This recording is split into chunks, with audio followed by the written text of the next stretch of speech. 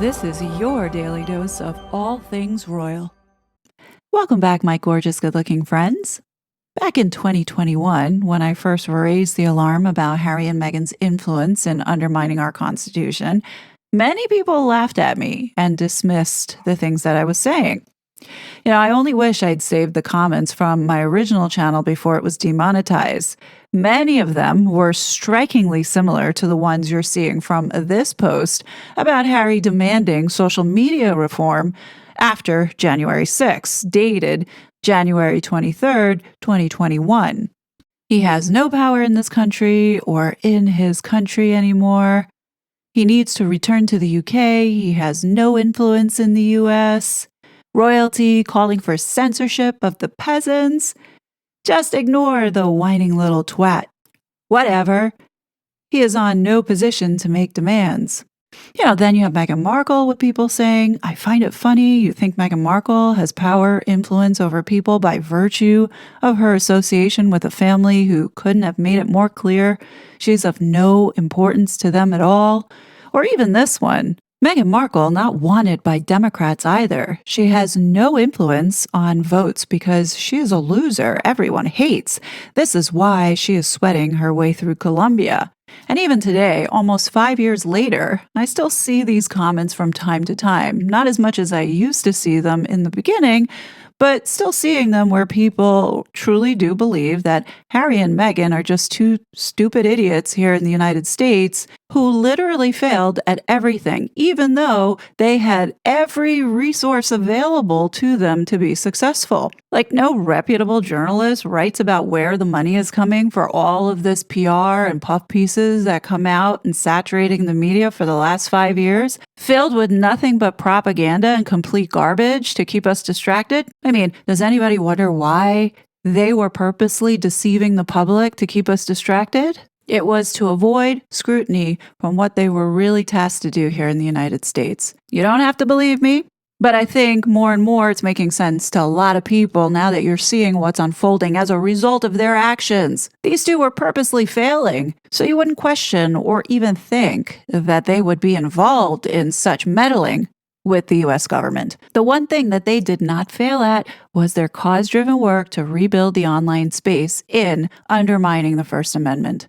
When you use your common sense and you look back, it's the only thing that they actually were successful in achieving. And people don't even realize the influence because they've been so caught up in the bullshit that everybody has been fed. But really, covertly, these two were plowing ahead to not only influence policy, but also to fund and support groups that were going to get the changes that they so desired in controlling the online space. Because did you know, 6 days ago, Beaverface Hochul, my governor, signed legislation to require warning labels on social media platforms. After a few years of struggling in federal court to defend its regulation of speech online and in the real world, New York is getting very creative in how it seeks to dissuade purportedly harmful words and behaviors, particularly through obligations of tech platforms. Remember when Meghan Markle compared social media users to drug addicts? I have a lot of concerns for people that have become obsessed with it. And it is so much a part of our daily culture for so many people that it's an addiction, like many others. And, there are very few things in this world where you call the person who's engaging with it a user. But if you look at social media and what it's doing in the same capacity as it does in creating addiction, what is the comp there? People who are addicted to drugs are called users, and people who are on social media are called users. And there is something algorithmically that is in there that is creating this obsession that I think is very unhealthy for a lot of people. Well, New York decided to take the same approach, and they're treating social media itself as an addictive substance and its core components as addictive features to coerce platforms into speech that denounces their own products and services when served to users in New York. This communist, who is a globalist, Kathy Beaverface Hochul, set the stage for litigious 2026 by signing a bill into law that treats social media like tobacco and alcohol, requiring unavoidable warning labels on predatory features such as algorithmic feeds, endless scroll, autoplay, notifications, and likes that must be shown prominently whenever users visit platforms. So wait for it, folks. As with the recent flood of social media regulation from the UK and Australia, Beaverface Hochul justified the law as protecting the kids, pointing to former Surgeon General Vivek Murthy's report on social media and youth mental health, and its claim that research shows double the risk of anxiety and depression in adolescents who spend more than 3 hours a day on social media. Do you all see what was going on right under our noses? That guy sitting next to Prince Harry, the former Surgeon General Vivek Murthy, he was sued by the state of Missouri in the Missouri v. Biden court case. You know, the one accusing the government of colluding with the social media companies to censor speech, specifically conservative speech and those that hesitated pertaining to the COVID vaccine. As a result of the state of Missouri suing the government and the Twitter files exposing this whole complex in the beginning of 2023, what we saw later on that year was this shift in tone by all of these censorship advocates in focusing on the children. Notice Meghan sitting next to the crisis actor who had been pervasive throughout this campaign with the Archwell Fugazi Public Charity Parents Network. Beaverface Hochul deemed herself instrumental to the final language of this bill, saying she negotiated a chapter amendment that lays out how the system works. It gives sweeping power to the Attorney General to decide what counts as an addictive platform or feature, and to the Commissioner of Mental Health to prescribe the specific warning texts. Users will not be able to bypass or click through the warnings, Hochul's office emphasized. And right there to sign that bill on December 19th was Common Sense Media. Hopefully, if you've been following me and paying attention, then this group should ring a bell. You see, Common Sense Media works with Archwell on their Responsible Technology Youth Power Fund. Harry and Meghan partnered with Common Sense Media and Hope Lab on a report about teens' perspectives on generative AI, of which Archwell Fugazi Public Charity, now known as Archwell Fugazi Philanthropies, talked about it. This was posted back in August of 2025, but unfortunately, due to Archwell Philanthropies wiping their whole entire site, it's no longer available. But thank goodness the internet is forever. In this little fiscal sponsorship coalition that Harry and Meghan are a part of, Hope Lab and Half the Story were given a total of $150,000, which most likely went towards advocacy and driving policy. It also went to supporting Meghan's garbage in archetypes in being reviewed on Common Sense Media's website, giving her 5 stars, recommending it to ages 13 and up. Now, does anybody think that this woman has any business being a role model to young girls? Absolutely not. And when you go back and look at the report that was issued by Vivek Murthy, former Surgeon General, under the Biden regime in 2023, the report that this law now that is in effect in my city, New York, is based on, you notice that the sources being cited in this report are coming straight out of the UK and Australia. These are organizations that a prince of the UK who is sitting on US soil is connected to. So now I hope there is no one that's going to tell me in my comment section that Harry and Meghan don't have influence here in the United States. Like, I don't want to hear it. Because while everybody else is talking about the things that don't matter, like whether or not King Charles is going to strip them of their titles and Meghan reconciling with her alleged attention-seeking father, you're missing this shit that's going on in the background. When I said that Prince Harry is eroding our constitutional rights, this is what I'm talking about. So forgive me if you hear a little anger in my voice, is because I have been sounding this alarm. What terrifies me now is that these laws that are getting implemented state by state now become the Trojan horse. Yeah, today they say it's about the kids. We want to make sure that they're not scrolling all night. Or we really need to watch on what these kids are liking because we don't want them liking frequently, maybe too many pictures of Jesus. Today, it may seem benign and non invasive, but these laws have the ability to be expanded. Tomorrow, it could be taking away your anonymity or monitoring the things that you're saying online. With this communist mayor that we have now running the city, I don't doubt that in the future, we have more of these laws coming down the pike. We will replace the frigidity of rugged individualism with the warmth of collectivism. Absolutely not. You know what you can do with that idea? You can fold it up really neatly and then shove it right up where the sun don't shine. New York is in a lot of trouble. We've already kicked off 2026 with over 3,000 NYPD cops quitting. In addition, soon after Mamdani was sworn in, he immediately revoked the executive orders protecting the Jewish population from the Hamas sympathizers and actual terrorists that are running around terrorizing the Jews right now.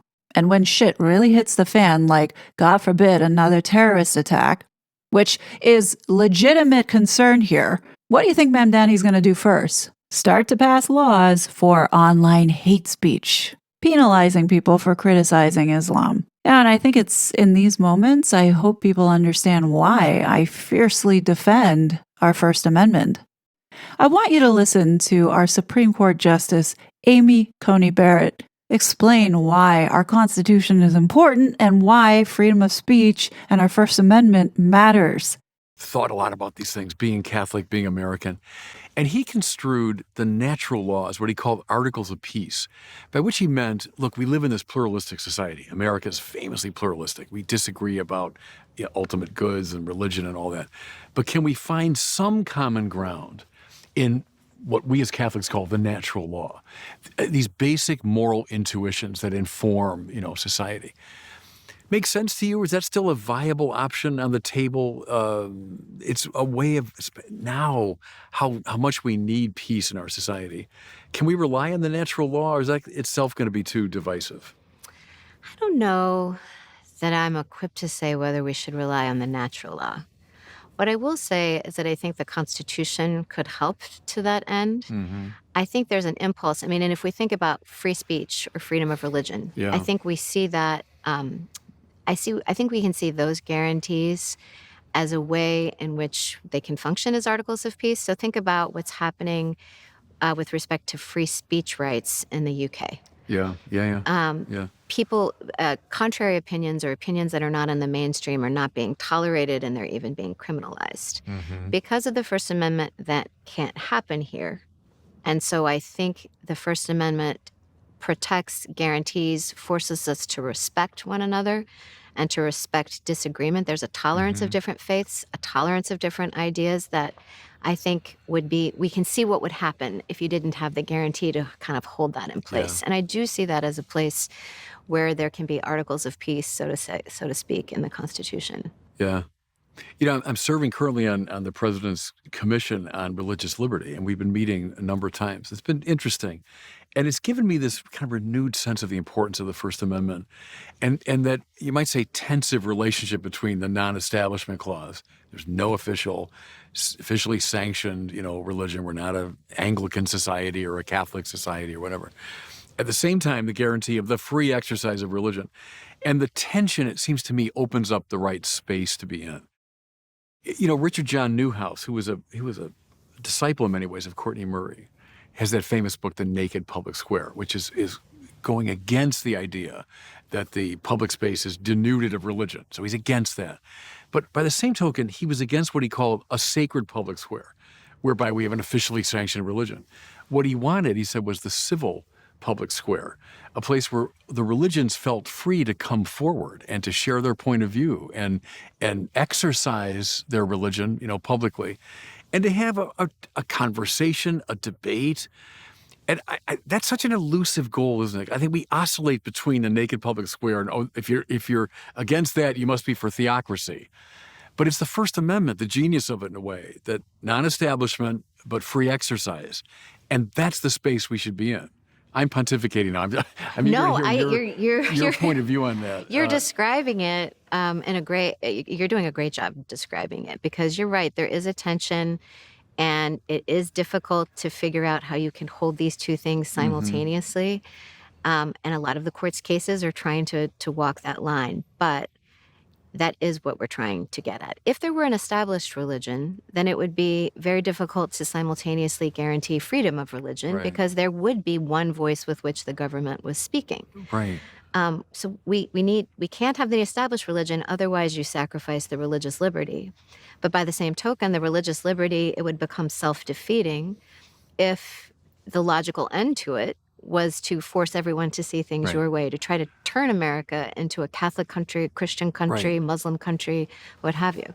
Now, it's pretty upsetting to see what's going on in the UK, and people there are not really able to talk about it. The reason why all of this is happening is because we have allowed it to happen by being distracted with this other nonsense. Like, I'm exhausted.